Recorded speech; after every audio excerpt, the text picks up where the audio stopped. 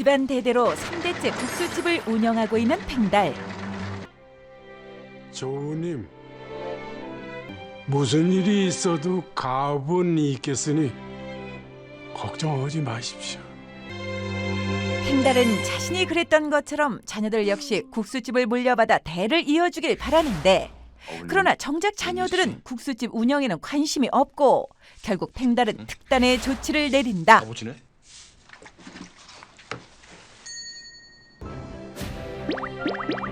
다름 아닌 유언을 남긴 것. 이 국수 공장을 내 대에서는 이만 접고 너희들한테 물려주고자 한다. 지금부터 내 집에 들어와 살면서 가업으로 있는 자식에게 100억 밀밭을 유산으로 상속을 할 테니까 뜻이 있는 사람은 참여하기 바란다. 100억 원대 유산 상속을 두고 형제 자매들 사이에선 팽팽한 기싸움이 시작되는데, 근데 형은 회사는 어떡하고 여기 온 거야? 사직서 제출했다.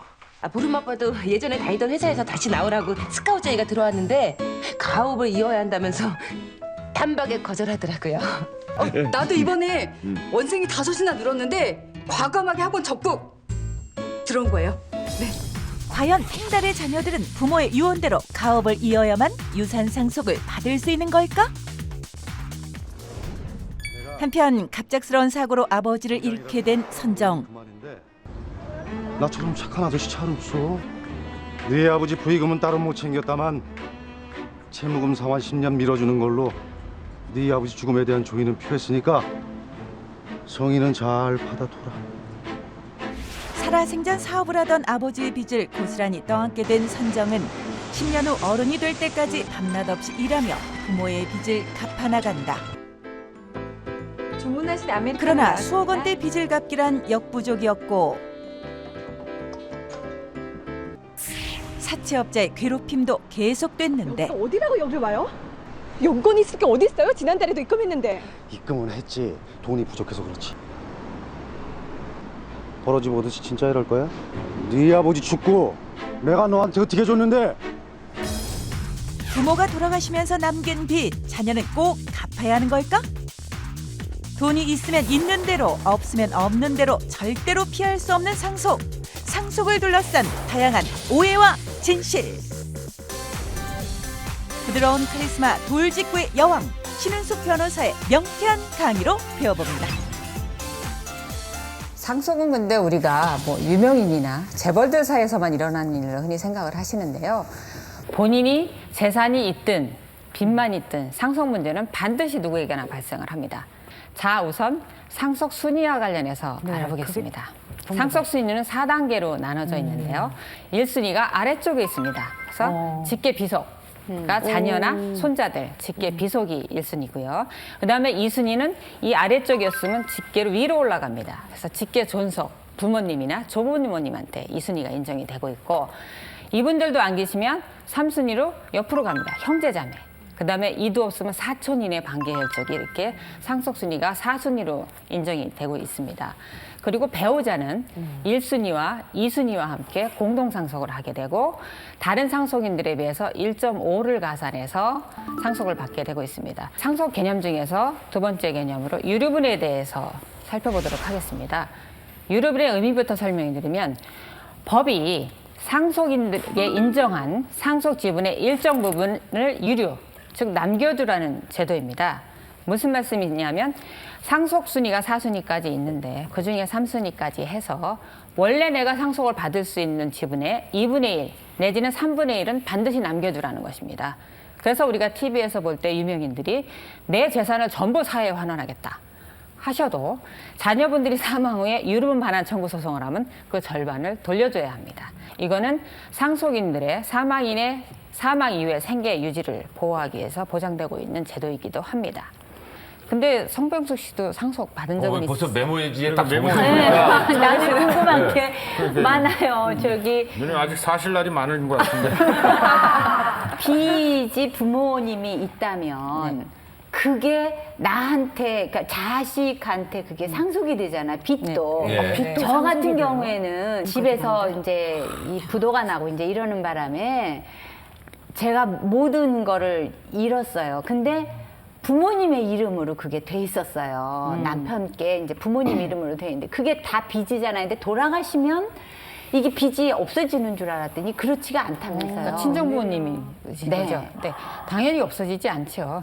자, 상속 관련해서 이렇게 빚이 있다 했을 때 그 부분을 정리할 수 있는 부분은 사망인이 빚이 있을 때 얘기고, 이렇게 아버님이 그렇게 사망이면서 상속을 하시면서 다른 보증빚이 있다 그러면은 그쪽 빚을 연대보증한 본인 주채무자가 아니고 아버님의 빚을 자손들이 상속을 받게 되는 거죠. 자, 그럼 이 채무상속과 관련해서 저희가 알아둬야 될 것이 상속 포기하고 한정승인입니다. 이 두 가지는 사망인이 상속한 날로부터 이 3개월 내에 꼭 신청을 하셔야 되는데요. 상속 포기는 자기가 분명하게 아버지의 자산이 얼마인지 알고 채무가 얼마인지 정확히 알아요. 근데 채무가 비슷하거나 채무가 이미 초과한 상태입니다. 그럼 상속을 포기하시면 됩니다. 그럼 상속을 포기하면 자기가 받을 적극재산은 물론 채무도 상속을 받지 않게 되지요.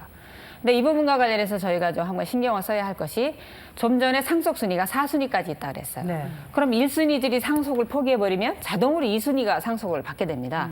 그럼 채무도 같이 넘어가게 되잖아요. 채무도 같이 넘어가요. 근데 2순위까지는 보통 그 형제자매니까 연락을 하고 지낼 수 있는데 3순위 형제자매는 사이가 좋지 않아서 연락이 안 되는 사람들도 많습니다. 네. 근데 갑자기 어느 날 내 뭐 형이 생전 20년 전에 연락이 끊어진 형이 빚을 졌다고 이게 독촉장하고 재판이 들어오는 경우가 있습니다. 그래서 이런 혼란을 방지하기 위해서 1순위자가 여러 명이라면 전부 포기하고 그중에 한 명이라면 본인이 상속 포기보다는 한정 승인을 해서 절차는 번거롭지만 한정 승인해서 2순위, 3순위에 피해가는 걸 방지하는 것이 좋습니다. 그러면 이제 예를 들어서 이제 아파트가 하나 있단 말이에요. 네. 근데 이제 없어. 자식도 없고 위로도 없고 아래도 없고 필요는 아무것도 없어. 그러나 형제가 있을 거 아니에요. 그럼 형제한테 가나요? 네. 만약에 갑자기 무슨 일이 생기면? 네, 갑자기 무슨 일이 그럼 그 생기시면 딸하고 아들하고 또 틀린가요? 형제래도 남자? 아닙니다. 똑같습니다. 다 똑같이 예, 가요? 오빠든 여동생이든 언니든 남동생이든 똑같이 그 그러니까 비율이 미리 그럼 유언을 해놔야 되겠네. 네, 그래서 지금 현재 자녀분이 안 계시죠? 없으니까 난 네. 아래 위로가 아무도 없거든요. 네네. 근데 만약에 뭔 일이 딱 생겼다. 저한테라도 얘기하시면 돼요. 만약에 뭔 일이 딱 생겼다 그랬 저기. 뭐 재산 잘 갖고 있다가 제가 많지도 않지만 돌아가실 때 사회에 하나 아파트 할게요. 하나 있는 거. 유리분이 있대잖아요. 근데 또 네? 유리분이 있다 그랬잖아요. 만약 김경민 씨가 받아도 네. 가족이 받아야 되는 그 부분이 또 유리분이라고 하잖아요. 그러니까 김경민 씨가 혼자 다 못 가족들한테, 가진다는 저 거예요. 형제들한테 다 가는 거예요? 예, 그러니까 조금만 지금 김영관씨께서 만약에 그냥 돌아가시면 1순위 직계비속하고 존속이 안 계시잖아요. 네. 그럼 3순위 형제자매한테 가야 되는 게 순서인데, 여기다 전부 재산을, 전 재산을 줘라라는 유언을 남기셨다가 하면 그 형제분들이 자기가 원래 받을 수 있던 상속분의 3분의 1을 청구할 수 있습니다. 재산은 없고 빚만 있으면은 어때요? 그것도 상속 포기할 수 있어요? 네, 상속 포기하면 되시면 됩니다. 재산 하나도 없어도. 네네. 그럼 상속 포기를 안 하면 그 빚이 고스란히 네네. 상속이 된다니까. 그래서 그러니까 상속 포기를 해야 돼. 상속 포기를 하지 않아서 안타깝게도 그 부모님의 빚 때문에 채무 독촉에 시달리는 자녀분들이 굉장히 많습니다. 그래서 누군가가 사망을 했고 내가 상속 순위 범위 내에 들어있다라면 재산을 잘 살피시고 상속 포기나 한정 승인 제도를 적극적으로 활용하셔야 돼요. 그게 3개월 이전에, 네. 3개월 내에. 그럼 사망을 형제가 해서 3명이면 3명 다 연락해서 3명 다 포기해야지. 나만 포기하면 나머지 둘이 또 갚아야 돼. 그렇지, 그렇죠. 네, 그러니까 형제 자매 다 연락해서 우리 단체로 상속 포기하자 이렇게 해야 된다는 거예요. 근데 제가 궁금한 게 이거 대물림을 시청자들도 빚을 궁금할 세상에. 텐데, 아버님이 돌아가시면서 빚이 있는지 없는지 그거를 우리가 어떻게 알아요? 자, 빚이 있는지 없는지를 아버님이 돌아가시면 금융감독위원회 같은 데 가셔서 신청을 하시면 아버님의 현재 뭐 예금 잔액 또는 뭐 대출이 얼마인지 전부 조회가 가능합니다. 아니 사채 같은 거 쓰면은 사채는 알 수가 없습니다. 알 수 없다. 네네. 그러면 알 수가 없는 게 아니라 사채업자가 그냥 들이닥쳐. 안에 들어요. 아시잖아요, 드라마 어제는 아유 김경민 씨 이런 거 같잖아요, 김경민 씨. 나 대체세요, 돈 없으니까. 또 우리가 요즘 늘어나고 있는 것이 이혼도 물론 늘어나고 있지만 이에 따라서 재혼 가정이 늘어나고 있습니다. 재혼 가정의 상속에서 꼭 알아주셔야 될 것이 1990년도에 민법을 개정하면서 정모서자, 즉 아버지가 밖에서 나온 자식과 본처와의 사이에 상속이 일어나지 않고요. 그다음에 계모자, 새어머니하고 아버지와 아들 사이에 상속이 일어나지를 않습니다. 즉 이렇게 크로스로는 상속이 일어나고 있지 않다는 걸 꼭 유념하시고요. 이 부분과 관련해서 저희가 상담 사례에서 질문을 많이 받는 것이, 아버지가 재혼을 해서 새어머니가 계시고 아버지가 새어머니한테 집을 하나 딱 사줬어요. 새어머니 명의로. 근데 새어머니가 형제자매만 있고 부모님도 안 계시고 재혼해서 아이를 낳은 적이 없어요. 그러면 새어머니가 돌아가시면 이 재산은 새어머니의 형제자매한테 가게 되는 거죠. 그러니까 그 남편의 자녀들이 질문을 합니다. 그럼 이 부분을 저희가 새어머니한테 상속을 받을 수는 없습니까? 라는 질문에 현행 민법상은 이렇게 상속이 일어나지 않죠. 불가합니다. 근데 굳이 상속을 받고 싶다라고 하면 그 새어머니가 자녀 전부, 그죠? 남편의 자녀 전부나 그 중에 한 명을 양자로 입양하게 되면 됩니다. 그러면 그 사이에서 상속이 일어나게 됩니다. 그냥 아예 유언에 쓰면 안 돼요? 유언에 써도 됩니다. 유언에 써도 되는데 아까 말씀드렸듯이 형제자매들이 유류분반환 청구 소송을 할 수 있는 거죠. 민법의 상속에 있어서는 철저히 피가 통하는 사이에만 상속을 하겠다라는 겁니다. 아니 그 아버님하고 어머니가 이렇게 계시잖아요. 어머니가 들어왔어 이렇게 계시면 자녀들이 있을까? 어머니가 호적에 올라가 있는데 호적이 안 올라갑니다. 왜요? 그 부분을 아셔야 되는 아니 게 아빠 부인으로 돼 있어. 이제 옛날 제도만 아셔서 그래요.